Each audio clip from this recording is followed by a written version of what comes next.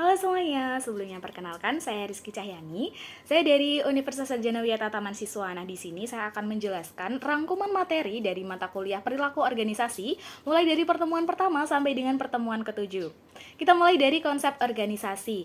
Nah, dalam organisasi sendiri ini ada konsep statisnya nih, konsep statis dari organisasi ini merupakan sebuah struktur atau jaringan hubungan tertentu. Dalam artian, organisasi ini adalah sekelompok orang yang terikat bersama dalam hubungan formal untuk mencapai tujuan bersama.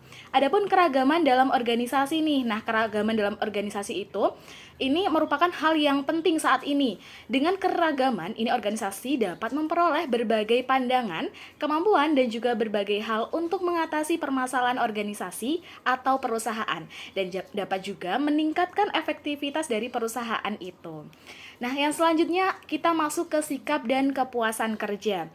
Kita mulai dari jenis sikap dulu nih. Jadi ada 3 jenis sikap. Yang pertama, job satisfaction.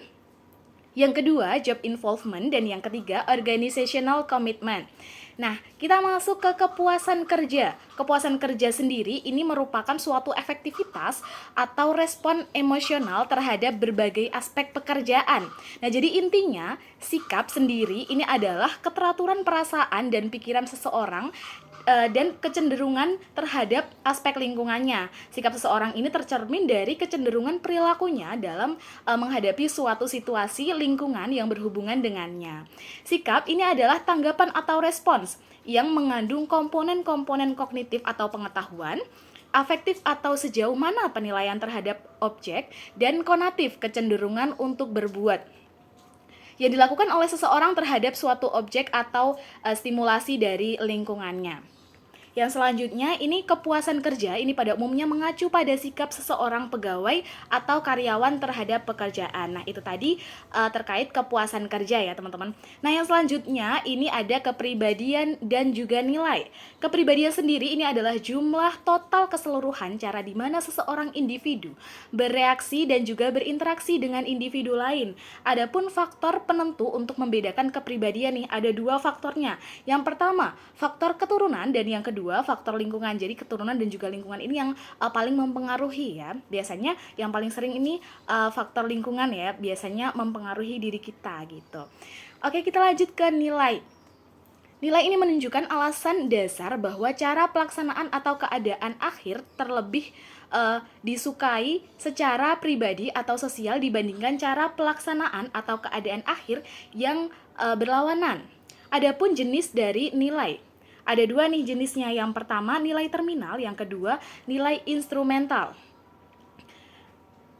Persepsi diri dan juga pengambilan keputusan adalah 2 hal yang saling berkaitan atau sama lain. Persepsi ini merupakan suatu pemahaman individu dalam menentukan, menilai maupun mengartikan sesuatu berdasarkan informasi yang diterima. Sedangkan keputusan sendiri adalah sebuah akhir dari proses berpikir. Nah, kita masuk ke materi yang terakhir, ini adalah konsep motivasi. Konsep motivasi sendiri ini didefinisikan sebuah dorongan atau alasan yang mendasari semangat dalam melakukan sesuatu. Motivasi ini adalah hal-hal yang menimbulkan dorongan, dan motivasi kerja adalah pendorong semangat yang menimbulkan suatu dorongan.